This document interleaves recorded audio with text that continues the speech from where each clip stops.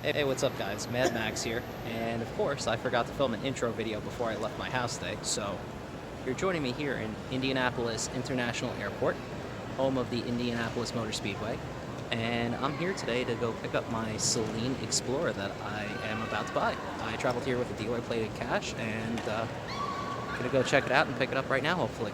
So stay tuned. Alright, so it's about 5 hours after my initial intro, and I'm back at the airport. I didn't buy the car, and I'll tell you why. So, got there, went to buy the car, and the title did not match the car. Rookie mistake on my part.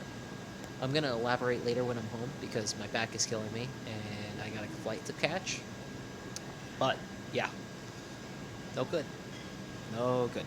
Flew 800 miles each way, spent about $1,000, and now I'm here, flying home empty-handed.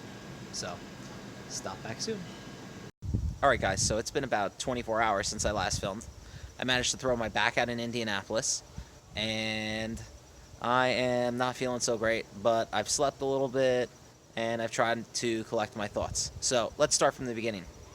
Back in April, I found a Celine Explorer for sale in Indiana. It was black with a factory dark gray interior with Recaros.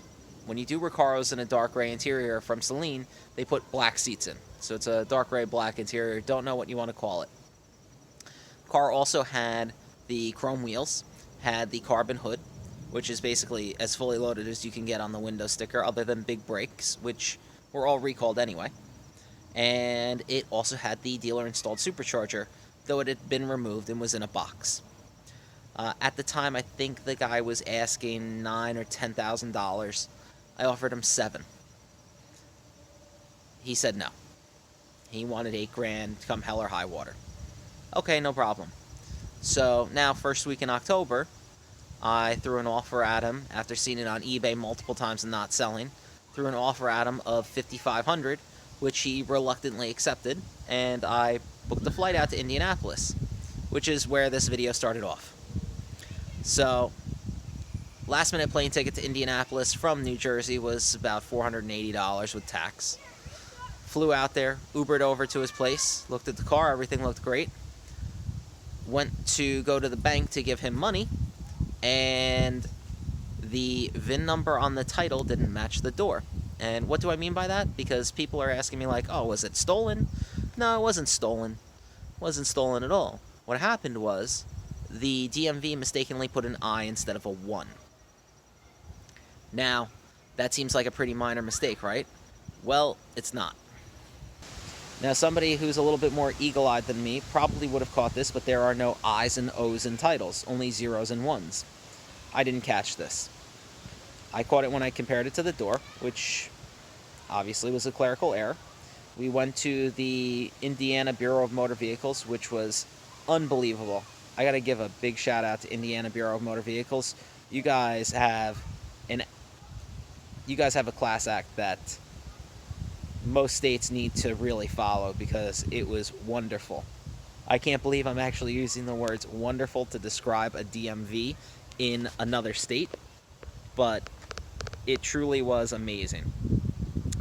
They sent us to the police station with a form. Police officer was super nice in Indiana. Came over to Bureau of Motor Vehicles with us, filled out the form, gave it to the DMV rep, and signed off on it, no problem. Should be end of story, should have been driving home, right? Well, it was supposed to take a week to get the title.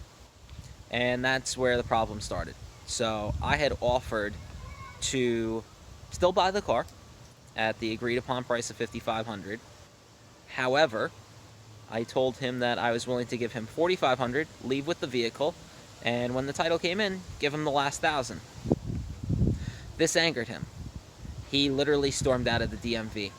Halfway out the door, I said to him, hey, you might want to do this anyway because you have to fix the title anyway. And he yelled at me, don't tell me what to do. Okay. So, awkward ride back to his house because my plate was already on the car, where he was trying to convince me to take the car anyway, that my DMV should be able to take the form from his police department, which is not true at all.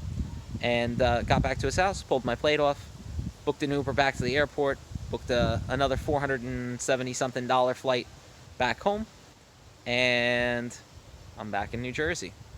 So I got back to New Jersey at about 10:45, 10:50 last night. Threw my back out in the airport, or maybe picking up a wheel, but it got really bad in the airport. I actually have to say again, shout out to United. Really nice flight attendant came up to them, said, "Hey, I screwed up my back. Is there anything you can do?" And they gave me a seat with a little bit more room. And that was much appreciated because I was in a lot of pain.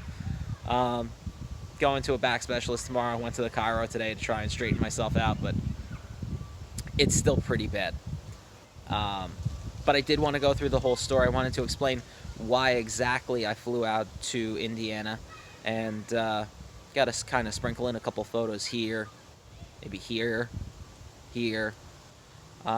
Truck looked pretty good. I mean, it was a little beat up. Paint was shot. There's a very poor rust repair on the left rear. There was enough solvent pop on the rear where it was just terrible. It looked like the car had really bad acne on the quarter because of solvent pop. So very poorly done job in the back. But things that I could look past and drive the car home and fix it up for you guys to see. And also put the supercharger back on, which had been removed due to the fuel management unit starting to leak. Was going to put the supercharger back on, have a custom tune done so the car ran great and could run properly with the supercharger on there. Unfortunately, none of that worked out. And I'm making this video here explaining why you should always, before booking a plane ticket, get a picture of the VIN number on the car and a picture of the title. It might save your butt. And also get a picture of the person's license before you book out. I mean, that part wouldn't have made a difference. If I'd had a picture of the title, wouldn't have made a difference. If I had a picture of the door tag and the title to compare, then I would have caught it. He could have gotten it fixed, and I would have just flown out a week later to pick up the car. But the gentleman just didn't want to work with me. And honestly, while I'm really disappointed that I couldn't get the car, I really had my hopes set on it, it didn't work out. The moral of the story is, guys, if you're ever in a similar situation where you're far from home and you're going to buy a car and the paperwork doesn't line up, walk. I know that seems like a really tough thing to do, to book a flight back home when you're all excited to buy a car, but if the car ain't right, walk. Always be prepared for it. And it was a sucky day as a result. As I said, I met a ton of nice people. Skies were beautiful once we got out of New Jersey. Flight attendants were wonderful. Everybody was just really nice, but it is what it is. So thanks for watching. Like and subscribe, and hopefully I'll find something else to buy soon. Thanks.